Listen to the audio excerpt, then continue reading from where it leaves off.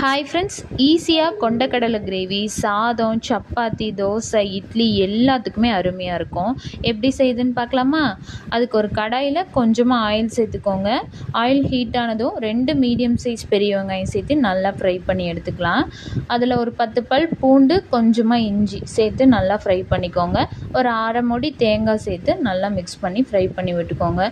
நல்லா வதக்கி எடுத்ததுக்கப்புறம் அதை ஆற வச்சு ஒரு மிக்ஸி ஜாரில் மாற்றி நல்லா ஸ்மூத் பேஸ்ட்டாக அரைச்சி எடுத்துக்கலாம். பாருங்கள், இந்த மாதிரி நல்லா ஃப்ரை பண்ணியிருக்கணும். அப்போ தான் குழம்பு டேஸ்ட்டாக இருக்கும். அதை ஸ்மூத்தாக அரைச்சி எடுத்துகிட்டு வந்ததுக்கப்புறம் மறுபடியும் ஒரு குக்கர் வச்சுக்கோங்க, இல்லை அடிகனமான பாத்திரம் ஏதாவது வச்சுக்கோங்க. அதில் கொஞ்சமாக ஆயில் ஊற்றி ஹீட் ஆனதும் ஸ்பைசஸ் ஆட் பண்ணி கொஞ்சம் கருவேப்பிலை, ஒரு மீடியம் சைஸ் பெரிய வெங்காயம் பொடி பொடியாக நறுக்கி வச்சுருக்கேன், அதையும் சேர்த்து நல்லா ஃப்ரை பண்ணி எடுத்துக்கலாம். குழம்புக்கு தேவையான 4 பச்சை மிளகா சேர்த்து நல்லா ஃப்ரை பண்ணி விட்டுக்கோங்க. 3 மீடியம் சைஸ் தக்காளி சேர்த்து நல்லா மசிகிற அளவுக்கு ஃப்ரை பண்ணுங்கள். அடுப்பு சிம்மில் வச்சு ஃப்ரை பண்ணுங்கள். அப்போ தான் ரா ஸ்மெல்லாம் போகும். நல்லா ஃப்ரை பண்ணி எடுத்ததுக்கப்புறம் நம்ம அரைச்சி வச்ச பேஸ்ட்டு சேர்த்துக்கலாம். அதையும் சேர்த்து நல்லா மிக்ஸ் பண்ணி விட்டுக்கோங்க. நல்லா எண்ணெய் பிரிஞ்சு வர அளவுக்கு கொதிக்க